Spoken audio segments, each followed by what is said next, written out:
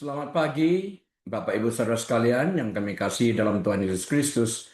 Selamat berjumpa kembali dengan kami dari Restoration Christian Church di Los Angeles. Hari ini hari Minggu, tanggal 23 Agustus tahun 2026. Saya Hari Lee, Gembala Sidang, dan hari ini saya akan membahas sebuah topik yang saya beri judul The Power of Encouragement, yang akan saya ambil dari Kisah Para Rasul pasal yang 9 ayat 26 sampai 27 dan Kisah Para Rasul 11 ayat 22 sampai 26. Kita awali dengan doa. Tuhan Yesus, kami bersyukur, berterima kasih kesempatan pagi hari ini untuk membahas kebenaran firman-Mu. Saat kami lakukan, kami dimerdekakan. Kami membuka pintu hati kami selebar-lebarnya ya Bapa, untuk menerima kebenaran firman-Mu dengan hati penuh dengan ucapan syukur dan terima kasih di dalam nama Tuhan Yesus. Haleluya. Amin.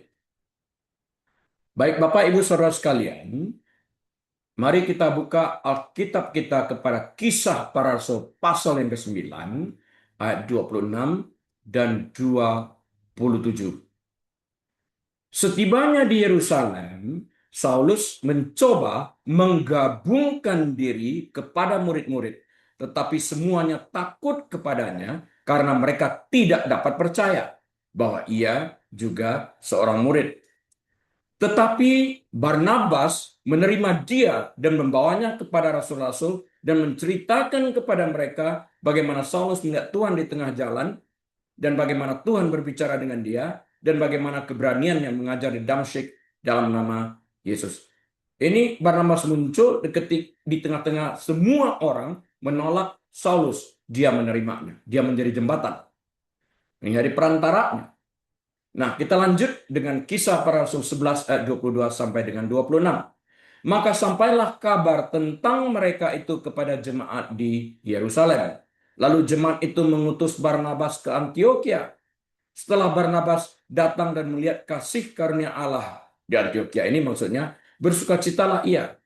Ia menasihati mereka supaya mereka semua tetap setia kepada Tuhan.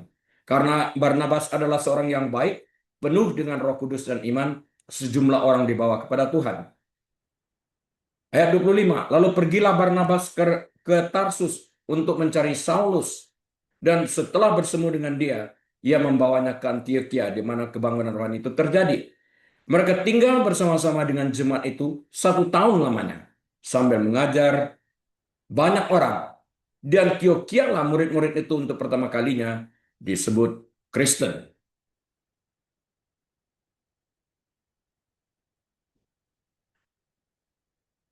In a nutshell, kita tahu apa yang dikerjakan Saulus ini sebelum dia berganti nama menjadi Rasul Paulus. Apa yang dikerjakannya?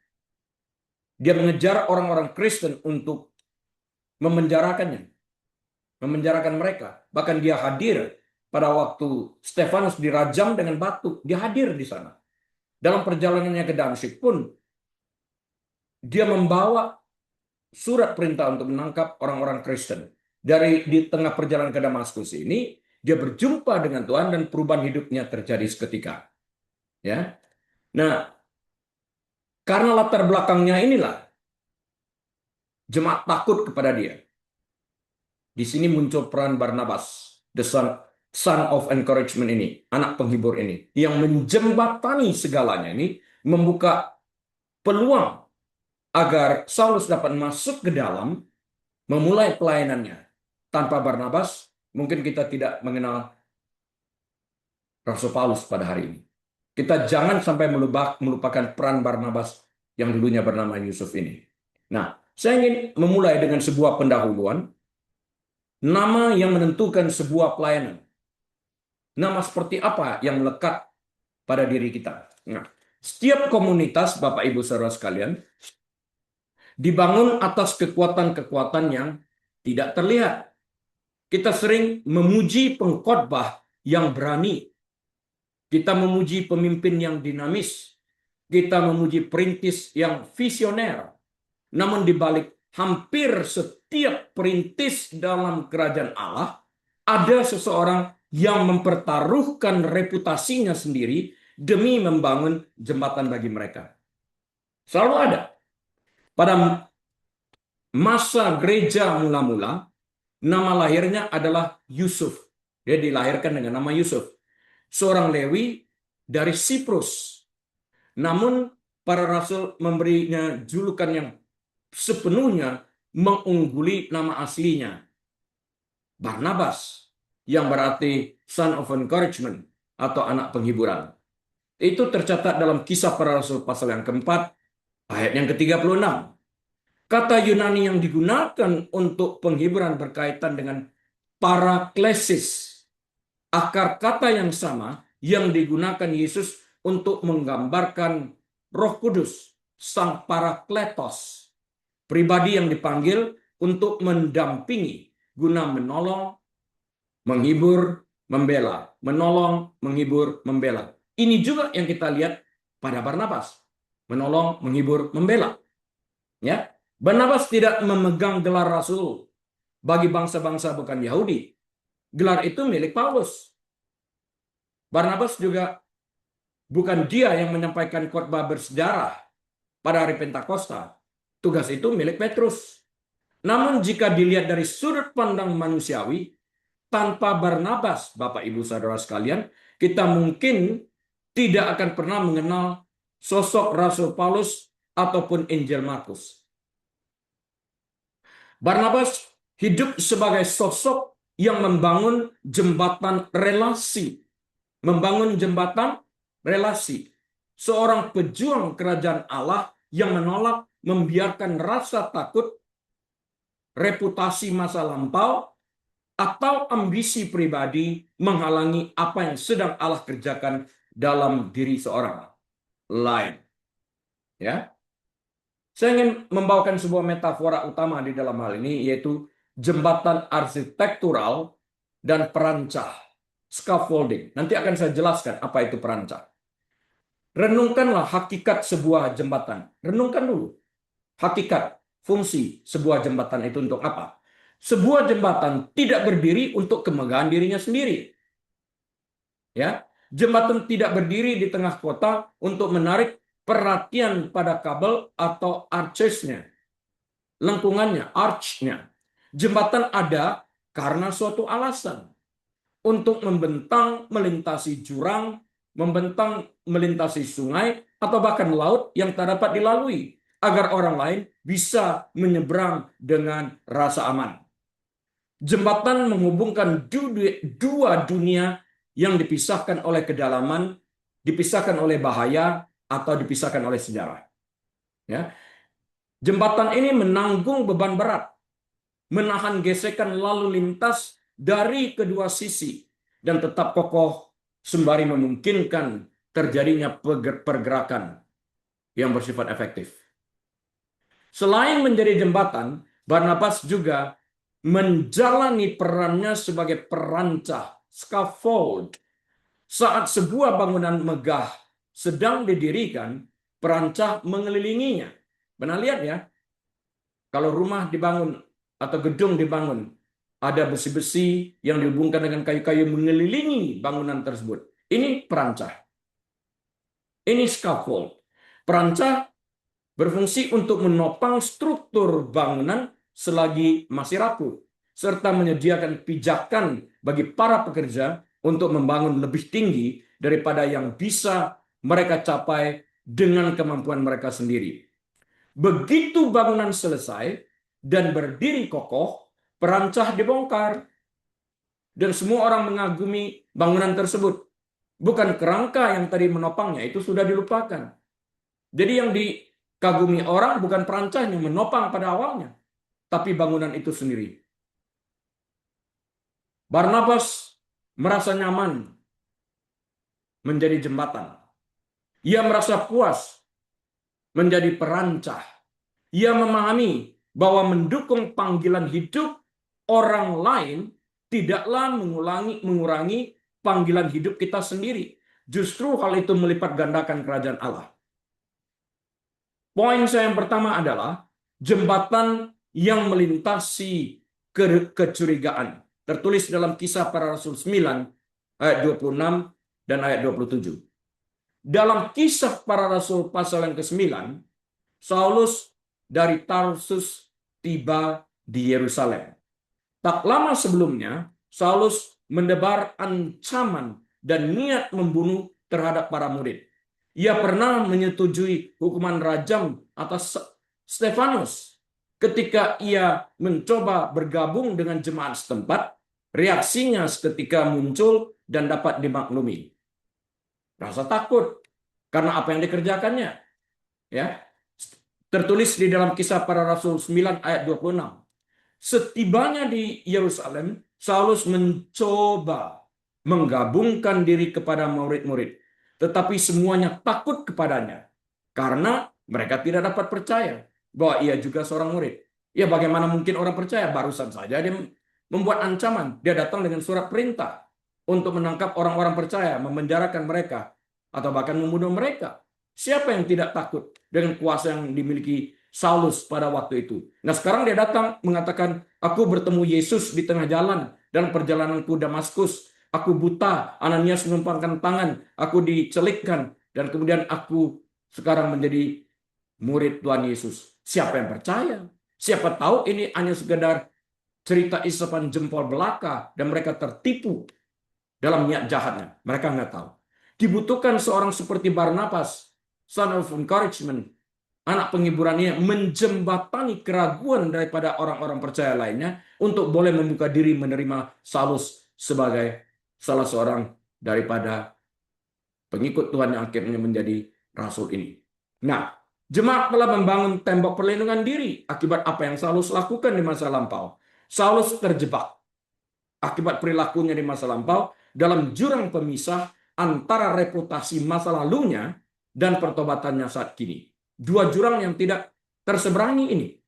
Dia perlu jembatan antara masa lampau dan masa kininya yang sudah bertobat. Lalu muncullah ayat 27. Dua kata yang membawa perubahan besar dalam sejarah gereja. Tetapi Barnabas. Di tengah-tengah orang yang menolak Paulus, Barnabas. Tetapi Barnabas. Barnabas membuat keputusan lain. Dia merangkul Saulus. Dia datang kepada Saulus. Dia menopang pelayanan Saulus dan sebagainya, nanti kita pelajari. Barnabas, Bapak Ibu Saudara sekalian, melakukan 3 hal krusial yang wajib dilakukan oleh setiap pembangun jembatan.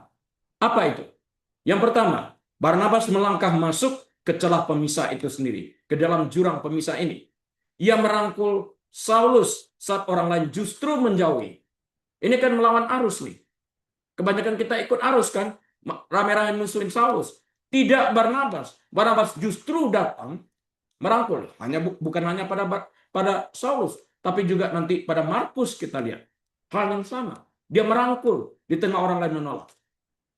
Di tengah orang lain tidak percaya, muncul sosok pribadi yang percaya dan mempromosikan orang tersebut. Bisa nggak kita melakukan peran ini? Saya pernah. Ia menjamin kebenaran kisah Saulus. Ia membawa Saulus kepada para rasul dan menceritakan bagaimana Allah telah mengubah hidupnya. Penting kita ceritakan ini. Kita pasang badan untuk orang itu, menjembatani keraguan orang lain untuk dapat melihat apa yang kita ceritakan ini merupakan kebenaran sehingga panggung pun dapat dibuka bagi Saulus. Barnabas menanggung risikonya. Jika ternyata Saulus hanyalah seorang penipu, seorang manipulator, nyawa dan reputasi Barnabas sendiri yang akan menjadi taruhannya. Komunitas yang tidak saling mendukung membangun tembok dari kesalahan masa lalu. Saya ulang, komunitas yang tidak saling mendukung membangun tembok dari kesalahan masa lampau. Ya, komunitas yang saling mendukung membangun apa? Kalau komunitasnya saling mendukung akan membangun jembatan dari kasih karunia masa kini. Barnabas memandang melampaui masa lalu Paulus, masa lalu Saulus pada waktu itu ia masih bernama, yang menakutkan untuk melihat masa depan yang dipulihkan Kristus. Jadi sebagai jembatan, ia melangkah masuk ke dalam jurang pemisah tersebut, ke celah pemisah, dia masuk menjamin kebenaran kisah Saulus dan dia menanggung resikonya, dia masang badan. Nah, itu poin pertama saya. Poin yang keduanya adalah sang pendukung nasib bersama. Kisah Para Rasul 11 ayat 22 dan 26. Dia bersama-sama pertama dengan Saulus ini, mendampingi dari dekat, berjalan bersama, melayani bersama, agar semua orang pertama melihat Barnabas. Setelah Saulus diterima, dia mengundurkan diri agar Saulus yang muncul, bukan dia lagi. Transisinya akan kita lihat. Mari kita beralih terlebih dahulu ke Kisah Para Rasul pasal yang ke-11. Sebuah kebangunan rohani yang penting terjadi di Antioquia. Orang-orang non-Yahudi datang kepada iman dalam jumlah besar. Wow. Gereja di Yerusalem mengutus Barnabas untuk meninjau apa yang sedang terjadi. Saat Barnabas tiba di Antioquia, apa yang ia lihat? Apa yang ia saksikan? Ia tidak melihat perbedaan budaya atau kekacauan teologis untuk dikritik. Sama sekali tidak. Ia melihat kasih karunia Allah sedang bekerja di tengah-tengah orang-orang Antioquia ini. Dan ia bersukacita oleh karenanya. Ayat 24 memberitahu kita alasannya. Karena Barnabas adalah orang baik, penuh dengan Roh Kudus dan iman. Seorang pemimpin yang merasa tidak aman atau insecure akan melihat kebangunan rohani dan bertanya, bagaimana saya bisa mengendalikan kebangunan rohani ini? Everything is about him then. Bagaimana saya bisa tetap menjadi pusat dari semuanya ini? Sosok seperti Barnabas melihat kebangunan rohani dan bertanya, siapa yang memiliki karunia untuk mengelola kebangunan rohani ini? Meskipun bukan saya orangnya, saya akan mencari orang yang memiliki sesuatu yang tidak saya miliki untuk mengelola ini. Ini jembatan. Dia secure banget. Dia tidak merasa bimbang untuk menyerahkan tugas ini kepada orang yang kompeten. Artinya dia mampu melihat kemampuan pada diri orang lain yang dirinya sendiri tidak miliki, namun dia juga tidak memiliki rasa iri hati. Dia menyerahkan panggung itu untuk orang tersebut. Ya, jadi kita bedakan antara pemimpin yang insecure dengan pemimpin yang secure ini. Barnabas menyadari bahwa pekerjaan di Antioquia lebih besar daripada kapasitas pribadinya. Alih-alih membangun kerajaannya sendiri, ia teringat kepada seorang cendekiawan yang sedang mengasingkan diri di Tarsus. Orang itu bernama Saulus pada waktu itu. Barnabas secara pribadi pergi ke Tarsus mencari Saulus dan membawanya ke garis depan pelayanan di Antioquia. Perlu kita ingat di sini, semua orang menolak kan? Semua orang menjauhi rasa takut. Dia datang, dia jemput Saulus yang sedang berada di Tarsus itu. Ya, selama 1 tahun penuh mereka mengajar bersama-sama. Barnabas tidak melepaskan dia sendiri karena belum ada panggung bagi Saulus. Dan perhatikan apa yang terjadi pada dinamika kepemimpinan dalam kitab Kisah Para Rasul. Bagaimana kita melihat bahwa Barnabas ini adalah seorang pemimpin yang sangat secure banget. Mari kita lihat dalam Kisah Para Rasul 11 dan 13 ini. Pasangan dalam Kisah Para Rasul 11 dan 13 menyebut pasangan ini sebagai Barnabas dan Saulus. Nama Barnabas disebut lebih dahulu daripada Saulus, karena Saulus belum ada panggung pada waktu itu, dan ini dijembatani oleh Barnabas, son of encouragement atau anak penghibur ini, yang sangat secure dalam apa yang dia lakukannya ini. Mulai Kisah Para Rasul 13 ayat 43 dan seterusnya setelah itu, narasi beralih secara mulus menjadi Paulus dan Barnabas. Jadi terjadi perubahan dalam Kisah Para Rasul pasal 11 dan 13. Pelayanan mereka disebut Barnabas dan Paulus, di mana nama Barnabas disebut terlebih dahulu. Namun dalam Kisah Para Rasul 13 ayat 43, perubahan terjadi. Bukan lagi Barnabas Paulus, tapi bukan lagi Barnabas Saulus, tapi Saulus Barnabas. Dari Barnabas Saulus menjadi Saulus Barnabas.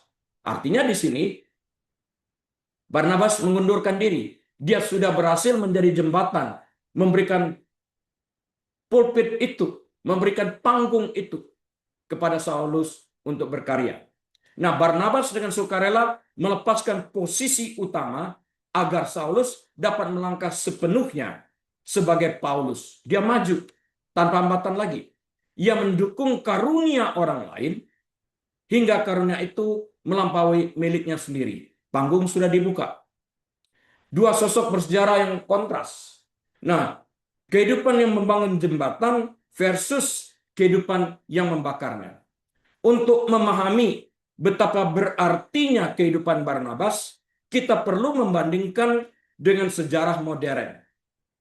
Kisah mereka yang menjalaninya, artinya mereka yang membangun jembatan demi kepentingan orang lain, adalah C.S. Lewis dan J.R. Tolkien.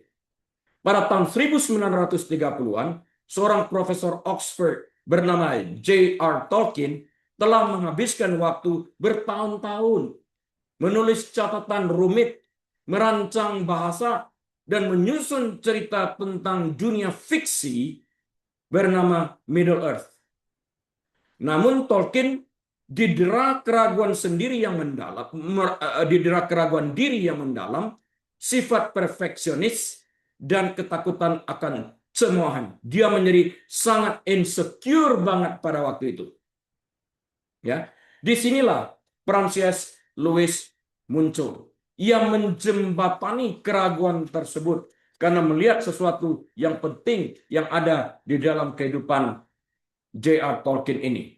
Lewis membaca draft awal karya Tolkien dan menjadi sumber penyemangat yang tak kenal lelah. Penting karakter tak kenal lelah dalam menjadi jembatan ini.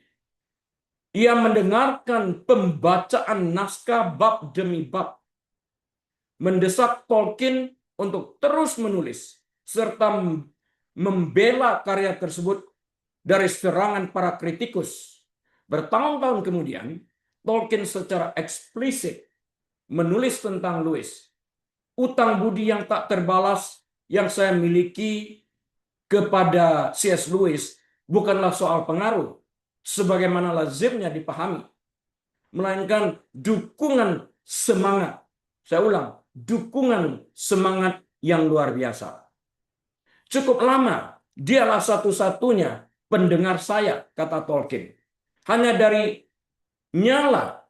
C.S. Lewis sajalah saya mendapatkan gagasan bahwa karya saya bisa menjadi lebih dari sekedar hobi saya secara pribadi.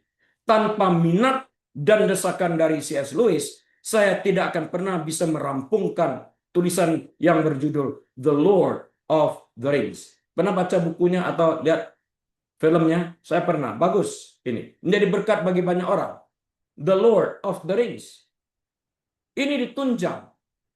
Karya Tolkien ini ditunjang sepenuhnya oleh C.S. Lewis. Saat Tolkien ragu, saat bimbang, saat takut, insecure terhadap kemampuannya, C.S. Lewis menjadi pendengar satu-satu yang menunjang, mendorong dia untuk menyelesaikan tulisan itu. Penting, C.S. Lewis adalah sosok Barnabas dalam dunia sastra. Ia mengenali kebetulan dalam diri seorang sahabat, mendampinginya melewati masa-masa penuh keraguan, dan turut menghadirkan sebuah mahakarya bagi dunia, meskipun ia sendiri bukan penulisnya. Penting kita menjalankan kalau kita ingin menjembatani sesuatu pada diri orang lain yang kita lihat, kita tunjang dengan sepenuh hati.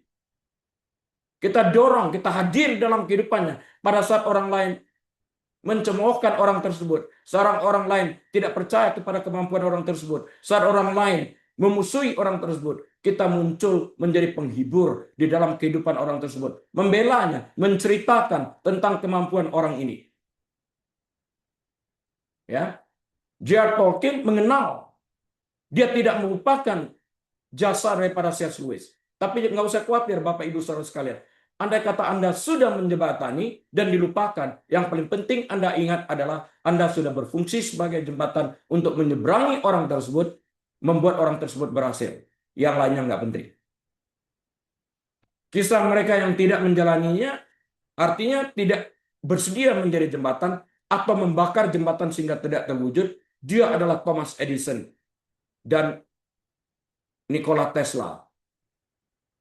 Sekalipun namanya Tesla, tidak ada hubungannya dengan mobil Tesla di sini dari Elon Musk ya, nggak ada. Karena ini terjadi pada tahun 1884. Nah, sebaliknya Bapak Ibu Saudara sekalian, sejarah juga memperlihatkan kepada kita dampak merusak, bukan dampak membangun, dari sikap menghalangi kemajuan orang lain. Gatekeeping. I keep the gate for myself. Dan rasa iri dalam hubungan antara Thomas Edison dan Nikola Tesla. Ini nggak baik sifat seperti ini. Ketika Tesla yang masih muda tiba di Amerika pada tahun 1884, Tesla terlebih dahulu bekerja dengan Thomas Edison. Didorong oleh gagasan cemerlang mengenai sistem kelistrikan arus bolak-balik. Arus bolak-balik ini disebut sebagai alternating current atau kita kenal dengan sebutan AC. Ya. Edison yang telah berinvestasi sangat besar pada sistem arus searah, direct current atau DC, miliknya sendiri ya, dan sangat menjaga statusnya sebagai penemu terkemuka di Amerika, menolak untuk mendukung gagasan cemerlang dari Tesla. Dia nggak mau menjembatani ini. Dia kan bekerja dalam bidang DC, direct current, sedangkan Tesla bekerja dalam bidang AC, alternating current. Kenapa tidak? Dia nggak mau. Saat Tesla menyempurnakan dinamo ciptaan Edison, serta menuntut perlakuan dan imbalan yang adil, Edison justru menepis gagasan-gagasan tersebut. Ketika Tesla akhirnya memilih untuk berkarya secara mandiri, Edison melancarkan kampanye sengit untuk menjatuhkan dan menghancurkan sistem alternating current atau AC milik Tesla. Bahkan sampai menggunakan taktik pencemaran nama baik dan penyebaran ketakutan. Jahat sekali. Alih-alih membangun jembatan bagi seorang jenius muda yang bernama Tesla ini, yang teknologinya mampu menerangi dunia, Edison justru membiarkan kesombongan, kepentingan finansial pribadinya, dan ketakutan akan tersaingi mengubah dirinya menjadi penghalang yang kokoh. Tesla meninggal dalam keadaan yang relatif terasing dan miskin. Dan perseteruan mereka menjadi sebuah tragedi yang menggambarkan apa yang terjadi ketika seorang pemimpin menolak untuk menjadi sosok Barnabas karena dia sangat insecure. Dia sudah maju pada waktu itu. Keuangannya sudah kuat. Dia berhasil melumpuhkan sorry.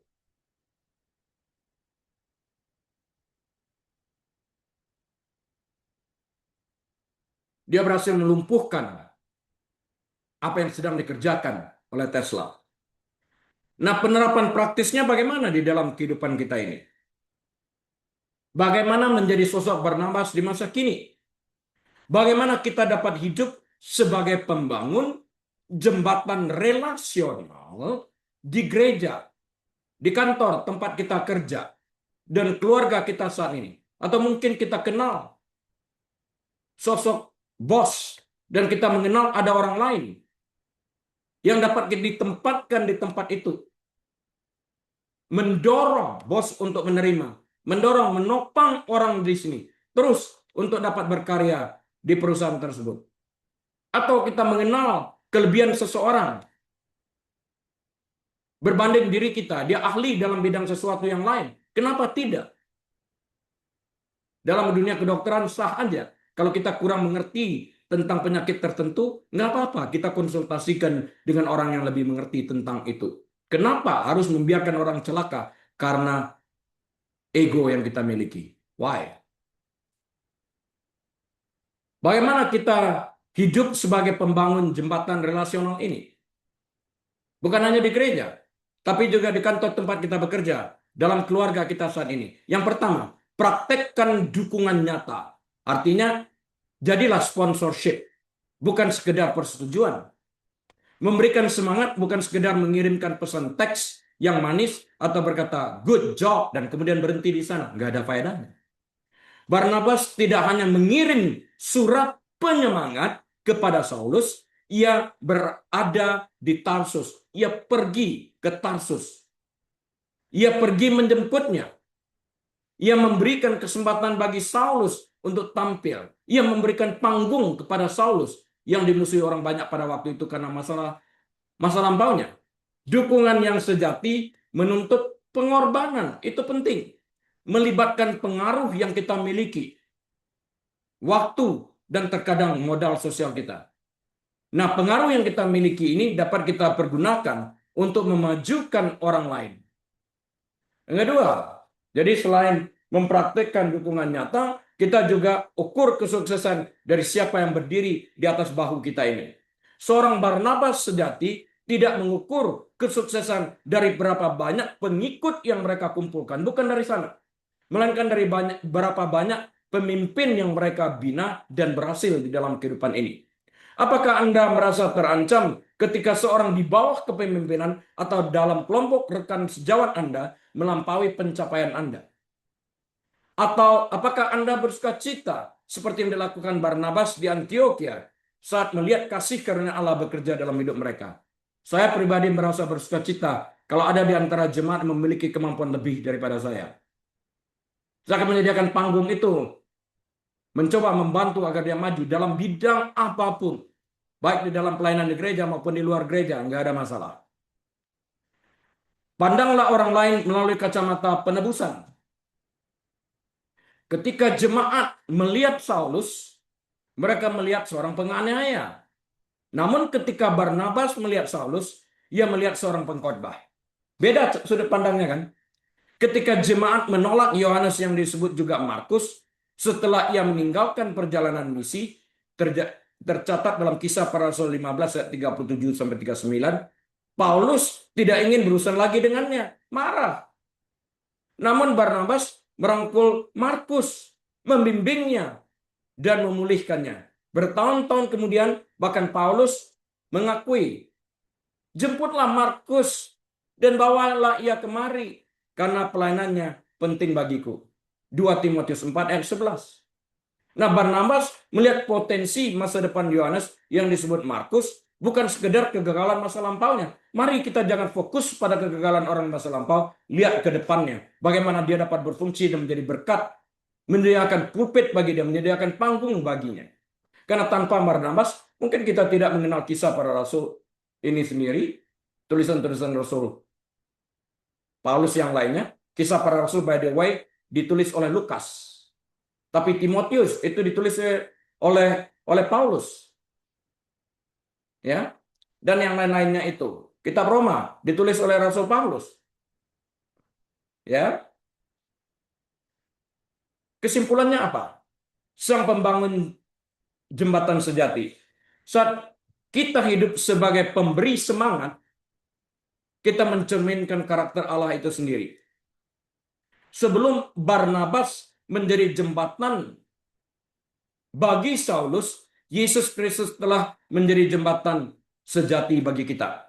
Ketika umat manusia terjebak di seberang jurang dosa, penghakiman, dan keterpisahan yang tak mungkin diseberangi, Kristus tidak menunggu kita memperbaiki reputasi dan membersihkan masa lalu kita. Ia menjadi jembatan right then and there.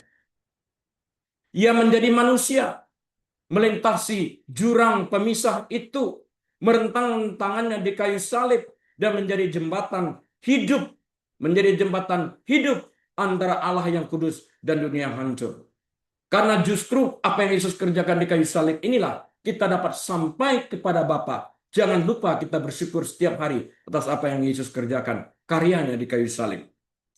Karena Kristus telah menjembatani jurang pemisah kita, kita pun berani mengambil resiko demi orang lain. Kita tidak perlu bersusah payah mempertahankan status, menjaga posisi, ataupun membangun tembok kecurigaan. Yesus meninggalkan posisinya, memungkinkan dirinya menjadi anak manusia yang tidak berdosa, menjembatani umat berdosa dalam karya penebusannya dengan mencurahkan darahnya, menghapus upah dosa manusia yang percaya kepadanya, sehingga manusia yang telah percaya beriman kepadanya, melalui dia sebagai jembatan dapat tiba kepada Allah Bapa. Kita dapat menjangkau komunitas kita, menemukan mereka yang terisolasi, diliputi ketakutan, atau terabaikan, lalu berkata, "Aku akan berdiri bersamamu. Aku akan berjalan bersamamu. Aku akan membangun jembatan bagimu." Inilah yang dilakukan Barnabas. Bukan hanya waktu bersama-sama dengan Saulus akhirnya menjadi Paulus, tapi juga bersama-sama dengan Yohanes yang disebut juga Markus. Kiranya Tuhan mengaruniakan hati Barnabas kepada kita sekalian, agar kita menjadi komunitas pembangun jembatan, pembela, serta putra-putri yang membawa semangat dan penghiburan. Amin. Mari kita berdoa. Tuhan Yesus, kami berterima kasih atas apa yang sudah Engkau kerjakan di kayu salib. Hamba-Mu sudah selesai berbicara. Roh Kudus, Engkau terus memberi penjelasan kepada pribadi lepas pribadi, sehingga kami betul-betul mengerti dan bantu kami untuk menjadi pelaku yang aktif, dan kami diperdekakan saat kami menjadi pelaku kebenaran firman-Mu. Jemaat yang dikasihi Tuhan, mari kita buka pintu hati kita selebar-lebarnya, angkat kedua tangan, terimalah berkat Tuhan. Tuhan memberkati engkau dan melindungi engkau. Tuhan menyinari engkau dengan wajahnya dan memberi engkau kasih karunia. Tuhan menghadapkan wajahnya kepadamu dan memberi engkau damai sejahtera. Tuhan membuat engkau menjadi kepala, bukan ekor. Naik, tidak pernah turun. Diberkati saat engkau masuk, diberkati saat engkau keluar. Diberkati bakulmu, diberkati tempat adonanmu, diberkati kandunganmu, diberkati pelayananmu, diberkati pekerjaanmu, diberkati kesehatanmu, diberkati rumah tanggamu. Apapun yang engkau kerjakan dengan kedua tanganmu, Tuhan membuat engkau berhasil. Dan biarlah kita boleh membuka lembaran waktu kita dengan hati penuh, dengan ucapan syukur dan terima kasih, dengan hikmat dan marifat dari Allah Bapa, damai sejahtera dari Tuhan Yesus, dalam persekutuan yang manis dan erat bersama dengan Tuhan Allah Roh Kudus, saat ini bahkan sampai selama-lamanya. Yesus Tuhan datang kali keduanya menjemput kita semua yang percaya kepadanya. Dalam nama Tuhan Yesus, kita sudah berdoa mengucap syukur dan terima kasih. Mari sama-sama kita berkata, amin. Baik, Bapak, Ibu, saudara sekalian, atas seizin Tuhan, kita akan berjumpa kembali minggu depan. Dari Los Angeles, saya hari ini mengucapkan Shalom. Tuhan Yesus memberkati.